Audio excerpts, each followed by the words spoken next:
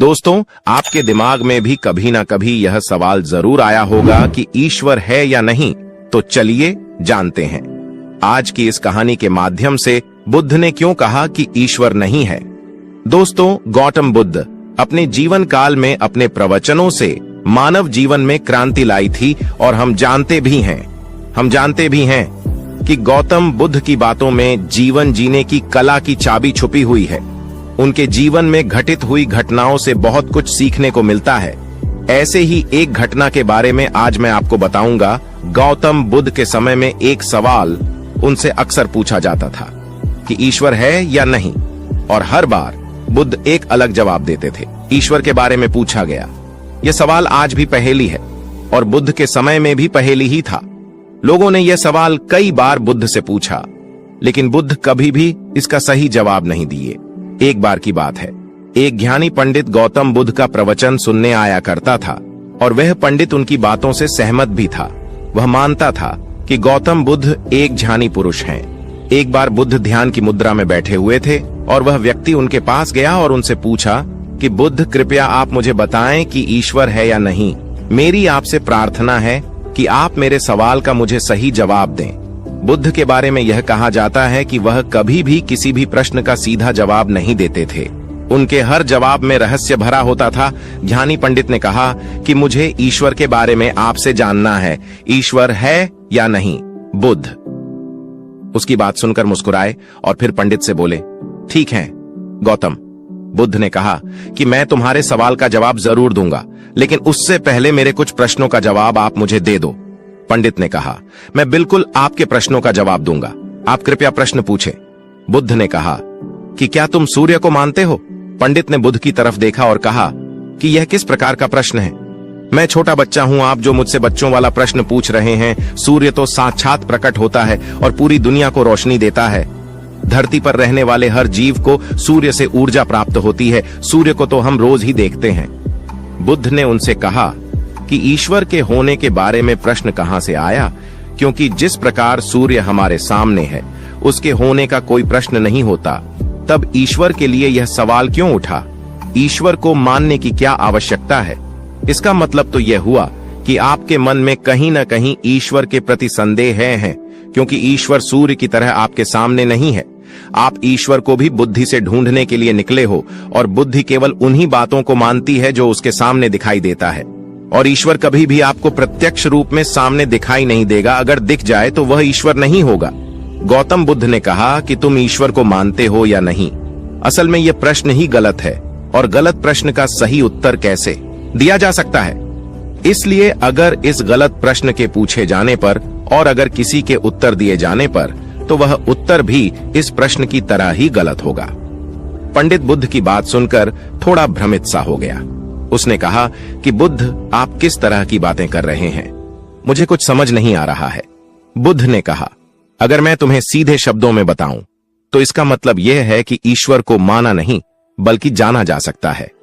अगर तुम मुझसे यह प्रश्न करते कि मैं ईश्वर को जानना चाहता हूं, तो मैं तुम्हारी मदद कर सकता था, और जिस दिन तुम ईश्वर को जान जाओगे उस ईश्वर की व्याख्या तुम सीधे कभी नहीं कर पाओगे, लेकिन लोगों को ईश्वर के दर्शनों का स्वाद चखने में मदद जरूर कर सकते हो।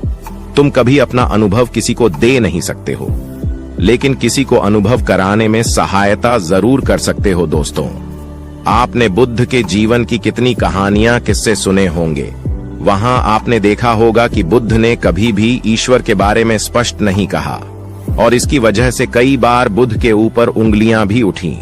लोगों ने यहां तक कहा कि बुद्ध कुछ भी नहीं जानते, क्योंकि बुद्ध इस तरह के प्रश्नों का ठीक से उत्तर कभी नहीं देते थे।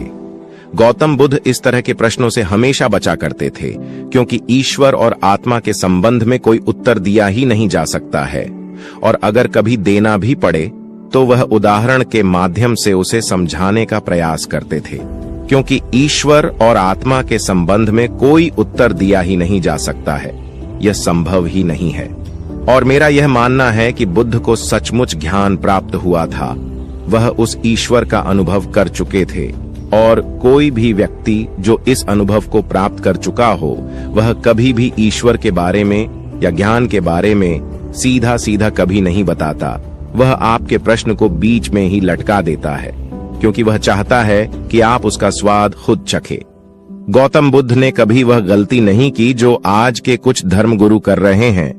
कहने का मतलब है कि जितने भी ज्ञानी पुरुषों ने ईश्वर के बारे में स्पष्टीकरण किया, उनके अनुयायियों ने उनके धर्म गुरुओं द्वारा ईश्वर के बारे में कही हुई बातों को मान लिया और अपने अलग अलग समुदाय बना लिए।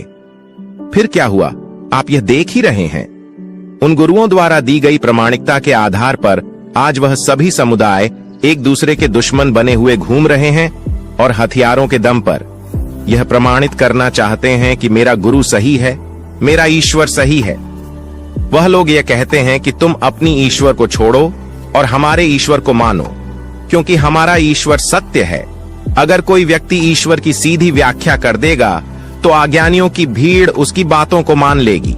वह भी ईश्वर का अनुभव कभी नहीं करेगी।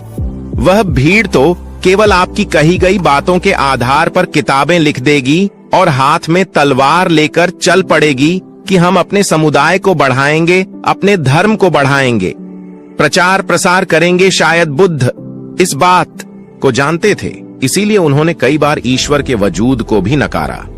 इनकार इसलिए किया कि आपकी प्यास और गहरी हो सके, आप उसको जानने के लिए उतावले हो जाए। अगर बुद्ध ईश्वर के बारे में सीधे सीधे कह दे तो भीड़ आसानी से उनकी बात मान जाएगी। और ऐसे ही हमने धरती पर न जाने कितने ही ईश्वर और भगवान को जन्म दे दिया है। ऐसा लगता है कि ईश्वर ने मनुष्य को नहीं बनाया, बल्कि मनुष्य ने ईश्वर को पैदा किया है। तो दोस्तों, गौतम बुद्ध की कहानी से हमें क्या शिक्षा मिलती है कि भगवान को मानना नहीं, बल्कि जानना चाहिए और उसका अनुभव लेना चाहिए। ईश्वर को जानने के लिए सिर्फ एक ही रास्ता है और वह है ध्यान। ध्यान में जितनी गहराई से जाओगे, उतना ही तुम्हारा ईश्वर के प्रति अनुभव होता चला जाएगा और तुम्हारे सभी प्रश्नों के उत्तर भी तुम्हें मिल जाएंगे। हेलो दोस्तों, आशा है आपको यह स्टोरी अच्छी लगी होगी। अगर अच्छी लगी हो तो स्टोरी को लाइक और शेयर करें। तो मिलते हैं एक ऐसी ही स्टोरी में नेक्स्ट स्टोरी वीडियो में।